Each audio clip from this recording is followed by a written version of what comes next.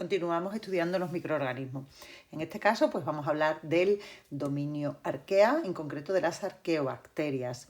Las arqueas o arqueobacterias son un grupo formado por unas 250 especies, que de la misma manera que las bacterias presentan un nivel de organización celular muy sencillo.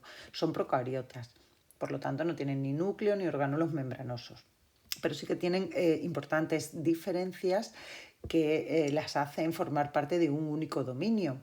Este grupo de organismos despertó mucho el interés por los hábitats en los que vivían, con condiciones físico-químicas muy extremas. Antes se las consideraba inicialmente pues unas bacterias que vivían en unos ambientes extremófilos. Y en principio se pensó que este carácter extremófilo era exclusivo de las arqueobacterias, era una característica exclusiva. Sin embargo, se descubrieron después nuevas especies de arqueobacterias pues, que habitaban otros ambientes con unas condiciones mucho más suaves. No todas, por lo tanto, tienen que vivir en estos ambientes tan extremos. Se consideran tres grandes grupos. Las halófilas, que son las que viven en medios con una alta concentración de sales. Os he puesto aquí un ejemplo, como lo podéis observar en la imagen. Estas son Halobacterium, pues son unas arqueobacterias cuyo metabolismo requiere esta alta concentración de sales de las que hemos hablado, Halobacterium.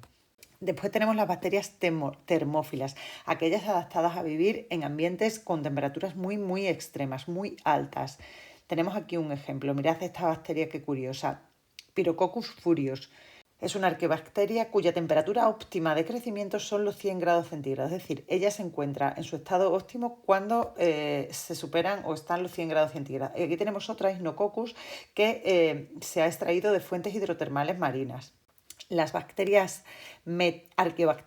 metanogénicas son aquellas que son capaces de producir en su metabolismo el gas metano. Aquí tenemos el ejemplo de las Metanohalófilus. Bueno, como ya os he contado anteriormente, son procariotas, por lo tanto no tienen ni membrana nuclear que encierre el material genético ni orgánulos membranosos. ¿Cómo es su membrana celular? Pues puede ser una capa sencilla, es decir, monocapa o bicapa, pero sí que es interesante destacar que los ésteres lipídicos que la forman no contienen ácidos grasos.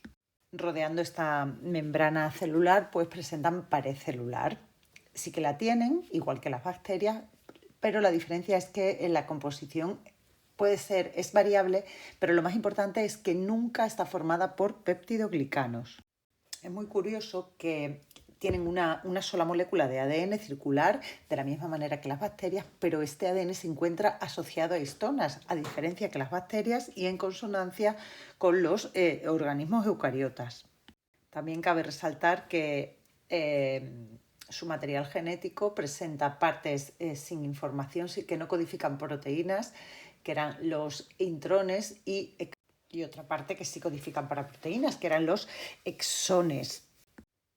Y bueno, para finalizar, resaltar que la reproducción es asexual y que no se ha encontrado ninguna variedad, ninguna especie que formen esporas.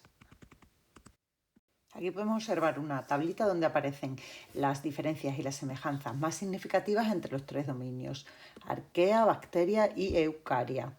Bueno, tanto arquea como bacteria son organismos procariotas, por lo tanto compartirán todas las características de los organismos procariotas, como que no tienen membrana nuclear ni orgánulos membranosos. Otra característica típica de los procariotas es que sus ribosomas son más pequeños, son 70S frente a los de los eucariotas que eran 80S. Luego también su reproducción de arquea y bacteria es una reproducción asexual frente a la de los organismos del dominio eucaria, que presentan una reproducción sexual. Realizan la mitosis para multiplicar sus células, realizan la meiosis para obtener gametos y poder que tenga lugar una fecundación para dar lugar a un nuevo individuo.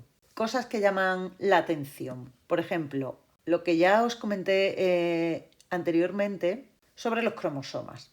Mirad, los arquea, igual que las bacterias, presentan un cromosoma que es circular y además pueden contener plásmidos, ¿vale? Frente a los eucaria, que tienen muchos cromosomas y esos son lineales.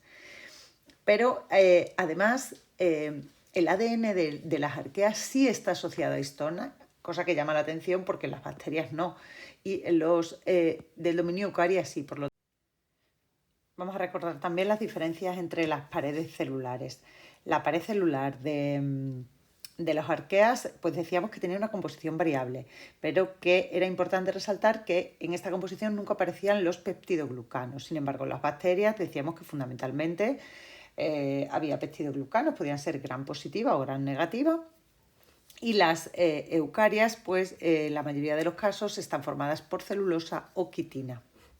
Particularidades de la membrana celular, también bastante interesantes. Pues mirad, en los arqueas, en las arqueobacterias, la membrana puede ser la bicapa lipídica de siempre o también puede ser monocapa. Pero cabe resaltar que los ésteres lipídicos no presentan ácidos grasos. En las bacterias es una bicapa lipídica, como la conocemos, con la particularidad de que no aparece el colesterol. Y en las eucarias, pues la bicapa lipídica, pues que ya hemos estudiado. Esta tablita es bastante importante, mirárosla bien.